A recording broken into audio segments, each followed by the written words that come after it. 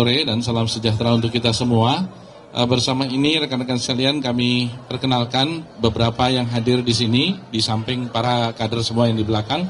Pertama hadir bersama kami adalah Ketua Majelis Kehormatan Partai Masa Bakti 2025-2030 Kiai Haji Zarkasih Nur, yang kemarin juga memimpin doa pada saat pembukaan Muktamar ke-10 P3 2025 di Hotel Mercure Ancol. Kemudian Ketua Majelis Syariah Kiai Haji Mustafa Akil Siraj bersama dengan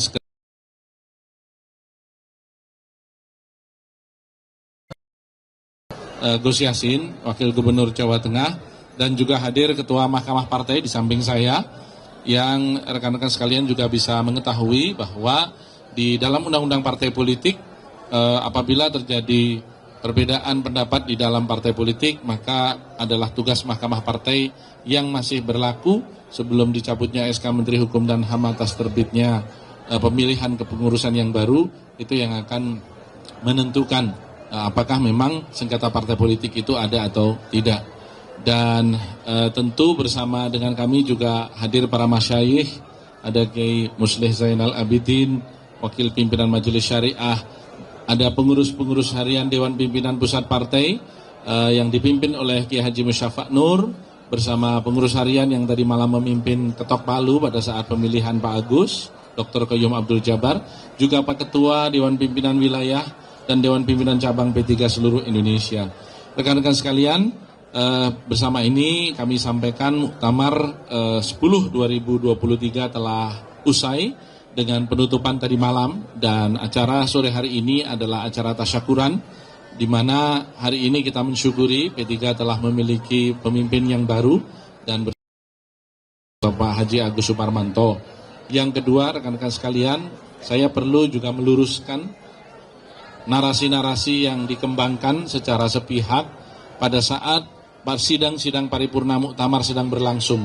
Saya mencatat ada beberapa sedikit media, mungkin 2 atau 3 media, yang tentu tidak pada tempatnya saya sebutkan, menerbitkan pemberitaan yang jauh menyimpang dari apa yang terjadi di arena Muktamar, yaitu terjadinya konpres yang menyatakan telah terpilihnya secara aklamasi pelaksana tugas Ketua Umum, dalam hal ini Bapak Mardiono,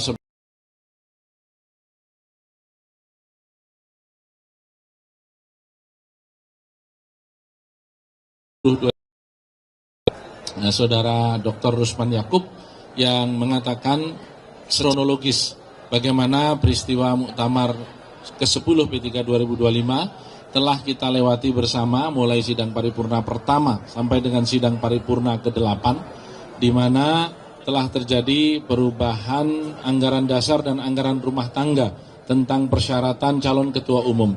Hal mana di situ disebutkan bahwa calon ketua umum syaratnya adalah memiliki kartu tanda anggota, dan itu telah dilakukan pemeriksaan apabila rekan-rekan tadi malam hadir di arena Muktamar kita di Mercure Ancol. Dan yang kedua, yang bersangkutan pernah duduk sebagai pejabat di tingkat eksekutif, legislatif, atau yudikatif di pusat.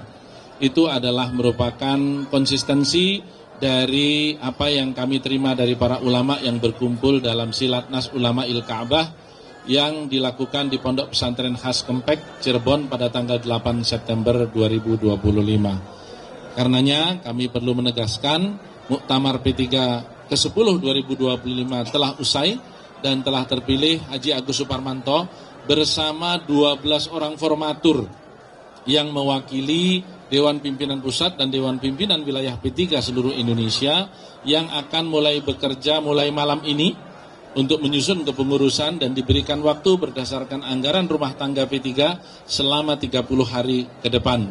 Tentu kami mengajak kepada seluruh pihak, termasuk Pak Mardiono dan rekan-rekan yang menyatakan diri melalui sebuah kamar di lantai 10 Hotel Mercure telah terpilih secara aklamasi. Saya perlu menyampaikan bahwa ini bukan muktamar, tetapi mau ngamar. Jadi saya pertegas lagi, ini bukan muktamar tapi mau ngamar. Tentulah tidak mungkin sebuah muktamar P3 yang pesertanya seperti yang rekan-rekan lihat di sini, jumlahnya ada 1.304, kemudian berkumpul di salah satu kamar satu hotel mengatakan bahwa telah terpilih secara aklamasi seorang ketua umum. Saya mengajak rekan-rekan media untuk berpikir secara jernih, secara sehat, dan mohon ini dibantu dikabarkan ke seluruh rakyat Indonesia bahwa kepengurusan P3 terpilih melalui sebuah proses yang konstitusional menurut anggaran dasar dan rumah tangga partai yang berlaku, dan kami, para ketua majelis yang hadir di sini, para pimpinan, para kiai, para pejabat partai di tingkat pusat, semuanya menjadi saksi. Dan terakhir tentu adalah kehadiran Ketua Mahkamah Partai Persatuan Pembangunan, Bapak Yang Mulia Irfan Pulungan, yang bersama kita menegaskan inilah proses konstitusional yang telah kita lalui.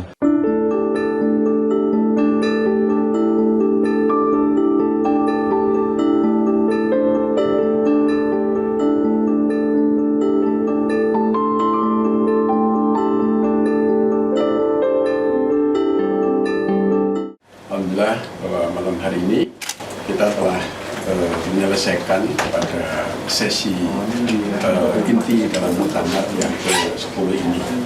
Bagaimana yang diatur dalam pasal 11 ya, anggaran dasar dan rumah tangga, maka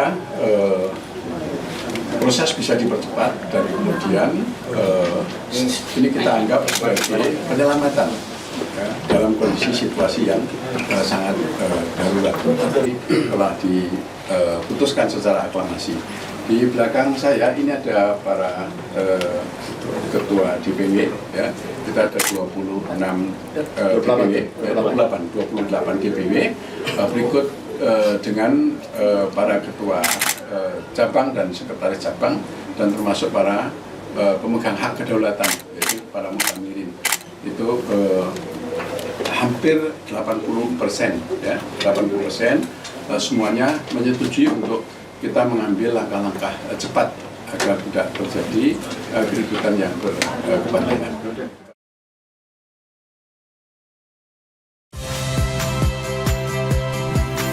Saya Valeria Bella. Saksikan program-program Kompas TV melalui siaran digital, pay TV, dan media streaming lainnya. Kompas TV, independen, terpercaya.